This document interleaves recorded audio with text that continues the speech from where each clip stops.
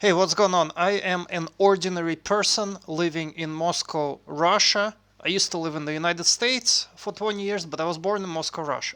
And I wanted to talk about how the sanctions have affected me, right? So we've been under these sanctions for like a month, and I'm not going to comment on the Ukraine war or special military operation because things in Russia are like you can literally get in trouble for it. So I'm not even gonna touch this topic. I am just going to um, explain how my personal life has changed. And in short, it hasn't changed that much.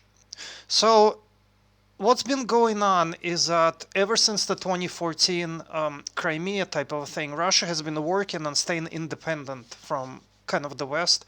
So, for example, like Visa has stopped working in Russia, but there is a equivalent system in Russia called Mir, means peace, like the Mir space station.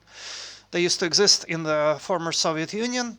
So all the cards still work, they just work through the Russian system. So for almost anyone who is just living in Russia, the whole payment system, still works. It just gets routed through a different thing.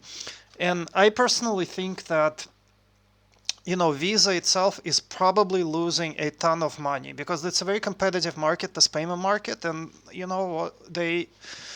they're losing this huge market. But such is life.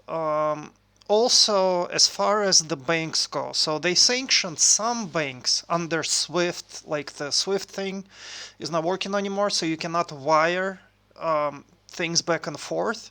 But not all the banks are under sanctions. So, for example, some banks are under sanctions and you cannot wire the money to them, but other banks are not under sanctions. So it's not like a total isolation type of a thing that they're talking about. As usual, the truth is a little bit different than what they're talking about. So it's like a partial isolation where they have created. So yeah, back to what I was saying.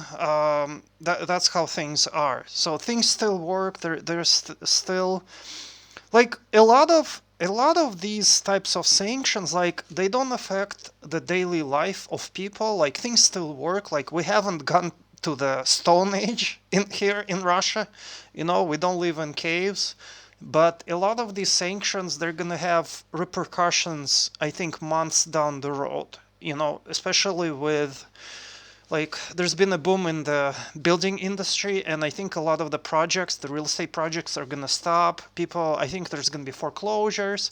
Oh, another thing that they did here in Russia is they basically have an eviction moratorium similar to what they had in the United States, when people were free from like paying the mortgages. So we have a similar thing here until I think the end of 2022. Why? Because they realized that if they started kicking people out who are paying mortgages, like nobody can even afford it. So a lot of this crisis is not immediate. It's kind of I mean, it's going to be a shit show. I can assure you it's going to be a shit show. It's just going to be a shit show a little bit further away. They are postponing it a little bit because if they didn't do certain things that they did, they would have a humanitarian crisis on their hands like immediately right now. So are the sanctions affecting people here? Yes and no. Again, the credit cards are still working, the banks are somewhat still working. Like I've been actually surprised at how good the Russian banking system is. It's actually really, really good. Um, the apps are good. They're quality apps. It's not that hard to transfer money back and forth. Oh, by the way, they're offering something like 4% annual return on deposits in dollars. 4%. And I think in rubles they're offering something like 21%. But inflation has been 40%, so it's not you're not going to get your money back. But anyway, that's how things are.